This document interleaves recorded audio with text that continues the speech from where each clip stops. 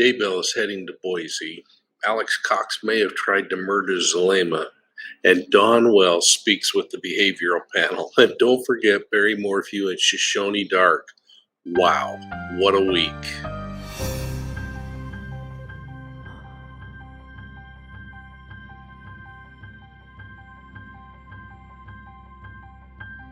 Hi everyone, and welcome to Profiling Evil from Warsaw, Poland. There is so much happening in true crime that we figured we better weigh in. So I'm sharing my thoughts on this snapshot of this crazy world of crime. I've got some doozies for you today, and you're going to be surprised by some of these developments and perhaps even relieved.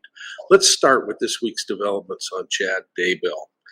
District Judge Stephen Boyce just approved the request for a change of venue in Chad Daybell's case. Now, a change of venue is a legal term for moving a trial to a new location. You see, a high-profile matter like the Daybell case gets so much attention that it could negatively impact the prosecution in the long run. In this case, a change of venue was requested to guarantee a better chance of getting a fair and impartial jury trial. Daybell's defense successfully argued that this can't happen if the case is heard in Fremont or Madison counties. Changes of venue are really expensive and inconvenient, but it can minimize the number of things which the defense could appeal if Daybell gets convicted. So the question becomes, what's at stake? Chad Daybell has been charged with multiple felony counts, and the state has indicated that it will be pursuing the death penalty on murder charges. So let's recap those charges. He faces conspiracy to commit first-degree murder and grand theft by deception in relation to the death of Tylee Ryan.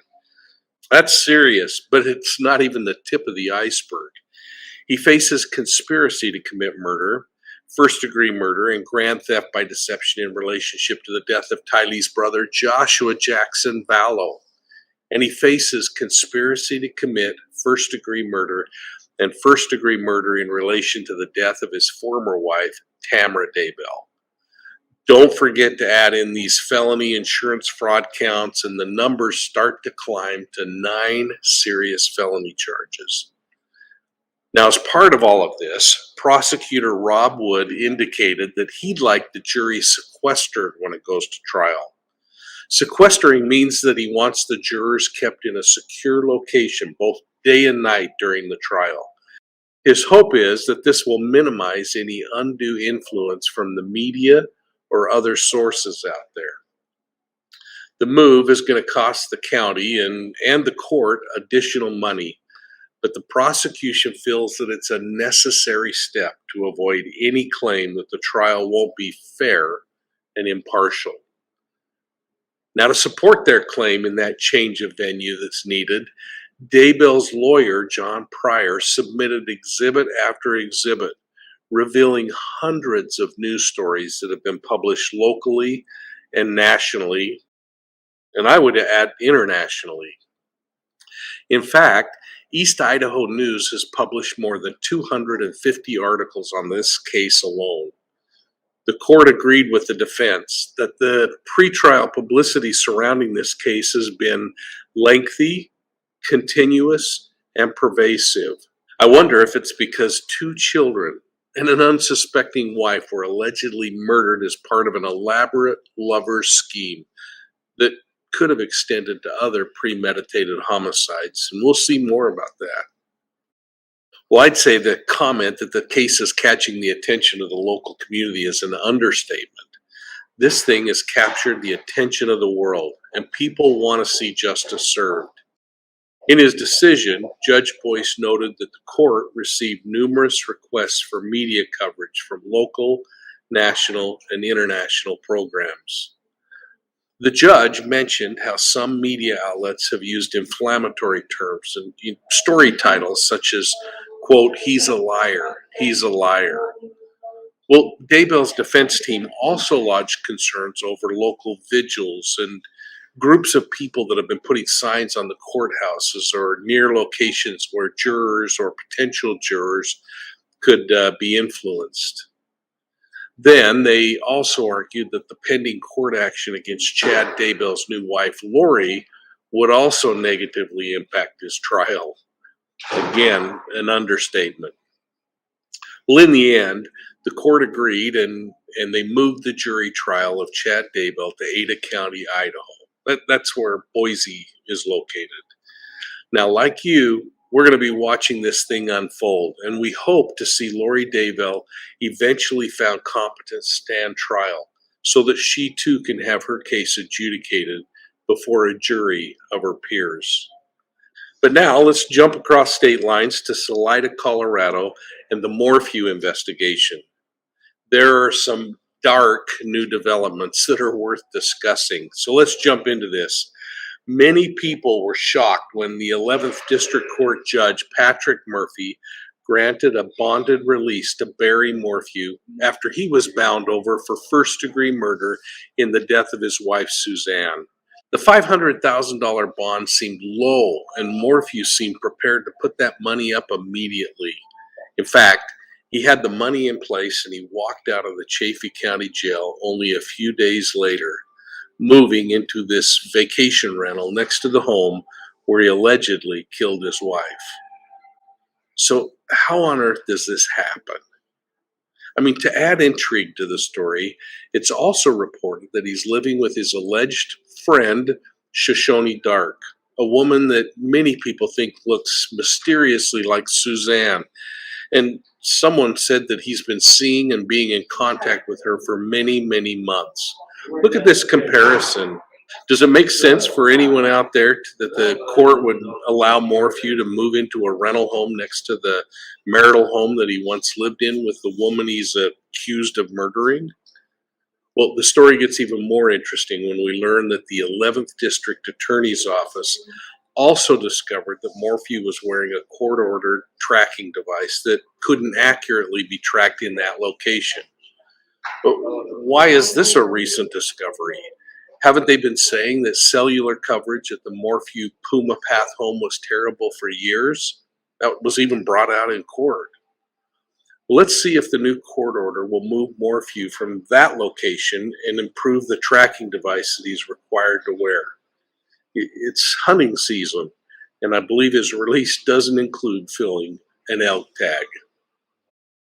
While Morphew is dealing with his new circumstances, his friend Shoshone Dark was arrested for trespassing at the Puma Path Morphew home. That's right, the new homeowner noticed Dark skulking around the property from her security cameras and observed her taking a package off the porch. The owner called the Chaffee County Sheriff's Office, who sent responding deputies, who then arrested Dark on trespassing and theft charges. But that's not all, folks. Dark was then served with a temporary restraining order that expired and has since been refiled by the petitioner. The protective order against Dark is for stalking and harassing another woman and her children. The temporary restraining order was issued and Dark was scheduled to be in court this week. But in yet another surprising set of circumstances, Dark reported that she had the coronavirus disease and her case has been rescheduled for a few weeks down the road. Hopefully, the restraining order will remain in place during that waiting period. Well, that's already a bunch of stuff that we've discussed, but I gotta mention the Summer Wells case, which got a whole lot more interesting to me this week. Now, why? The team from the behavioral panel interviewed Don Wells. I was shocked he agreed to be interviewed by anyone else on YouTube, but it was nice to see Greg Hartley and Scott Rouse conducting the interview. They're pros. I also liked hearing that they're going to spend time reviewing the tapes and studying Mr. Wells' behavior during the discussion. Then, knowing they'll be discussing the findings with other experts like Chase Hughes and Mark Bowden adds credibility to their efforts. Now, their video is copyrighted, but it's available on YouTube, and I'd encourage you to watch it. In fact, here's your assignment. I want you to watch Don's behavior. I think it's pretty darn consistent. He's frank in his personal assessment of mistakes that he's made. He's angry Rightly so, with the way in which some people in social media have characterized him based on answers that he's given. He was appropriately emotional at many times. There were a few times that I thought he was overly guarded, but I'm not ready to weigh in on why that impressed me necessarily.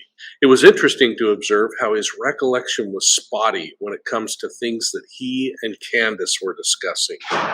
I also found it interesting that he hasn't varied much from his personal theory of what might have happened.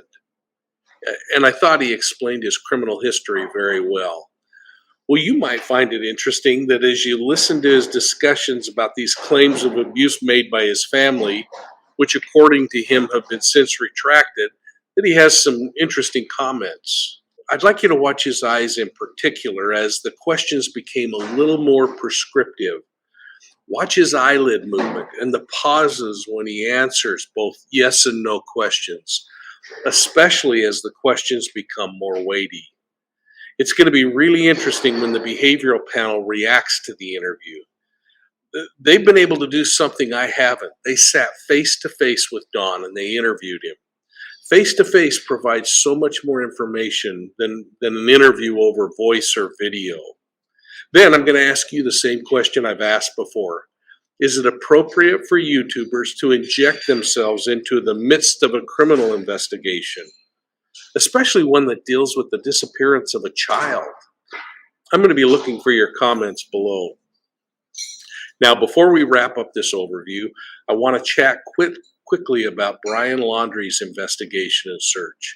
It appears that Mother Nature is helping a little in that case. Word on the street is that the water levels in the preserve are receding, and many more areas are accessible now to search. That could be a double-edged sword, though, since it could create more escape routes. In fact, if Laundrie's there. Now, there are multiple theories and multiple searches going on. Police are focusing on the reserve and a small piece of land next to the reserve. Then you have Dog the bounty hunter who thinks Laundrie's further north inside or near Fort DeSoto. And don't forget the witness who swears he saw Laundrie in North Carolina on the Appalachian Trail, or the individual who is convinced Laundrie was in Montreal, Canada last week.